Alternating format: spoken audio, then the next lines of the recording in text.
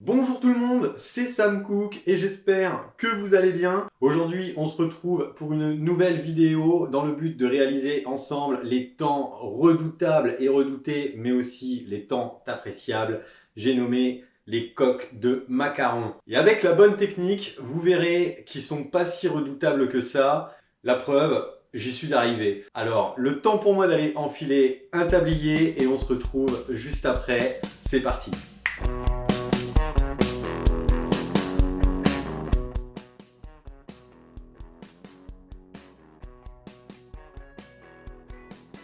Donc pour débuter cette recette, commencez par mixer votre sucre glace et votre poudre d'amande avant de les passer au tamis pour obtenir une poudre bien fine. A savoir que vous n'êtes pas obligé de les mixer, vous pouvez les passer directement au tamis. Moi je préfère faire les deux, ça me permet d'avoir une poudre très fine et au moins je suis sûr d'avoir des coques de macarons bien lisses.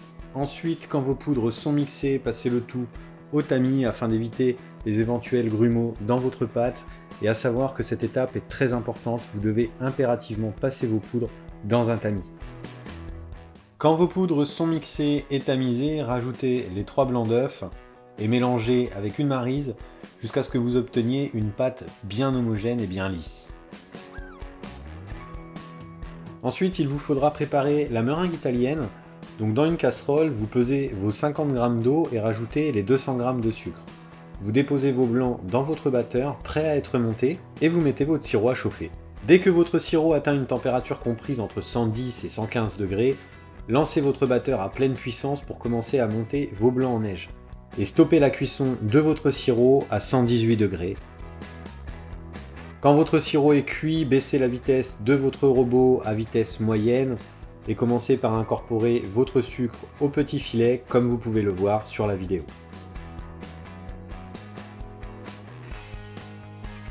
Maintenant que vous avez fini d'incorporer votre sirop, il vous faudra laisser tourner votre batteur toujours à vitesse moyenne jusqu'à un quasi total refroidissement de votre cuve. Et pour cela, venez avec vos mains toucher la cuve de votre batteur pour vérifier la chaleur de ce dernier. C'est un très bon indicateur qui vous permettra à coup sûr de savoir que votre meringue est prête et elle sera à coup sûr brillante, lisse et aura un très joli bec d'oiseau. Vient ensuite l'épreuve tant redoutée du macaronnage où vous devrez incorporer votre meringue à votre premier mélange à l'aide d'une maryse. Donc incorporez vos blancs en plusieurs fois et n'hésitez pas à y mettre un peu d'énergie en partant du centre vers l'extérieur jusqu'à ce que votre appareil forme un ruban un peu comme une génoise. À l'aide d'une poche munie d'une douille, plaquez vos macarons.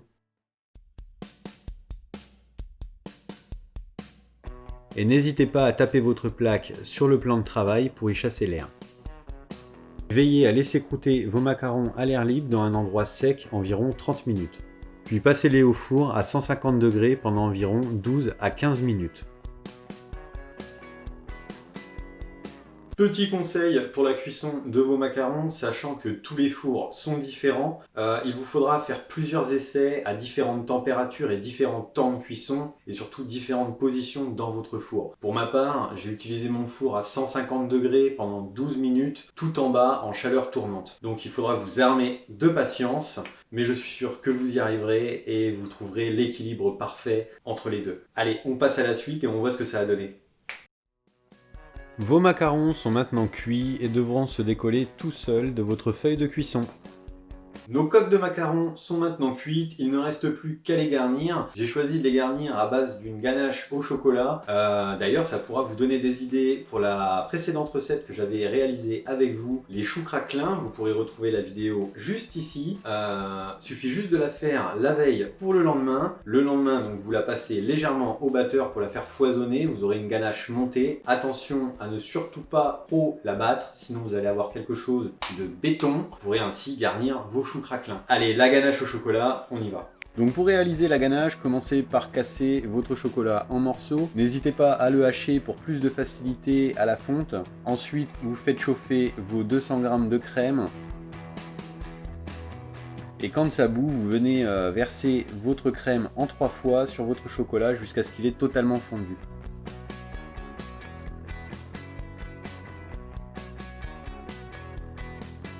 Vous réservez votre ganache au frais, environ 2 heures, puis vous la retravaillez à la spatule, vous mettez en poche et vous venez garnir vos macarons.